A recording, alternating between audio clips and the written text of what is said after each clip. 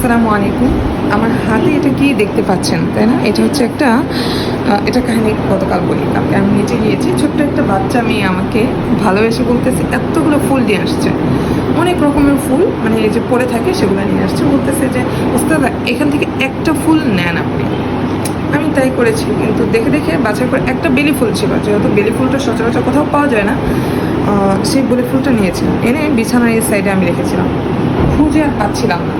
তো আজকে সকালবেলা ঘুম থেকে উঠে দেখি যে এটা বালিশের নিচে আছে, কিন্তু বেলি ফুলটা দেখছেন একদম শুকিয়ে গেছে, কিন্তু এর ঘ্রাণটা একেবারে সেম টু সেম আছে, এখনও সেই আগের মতোই আছে।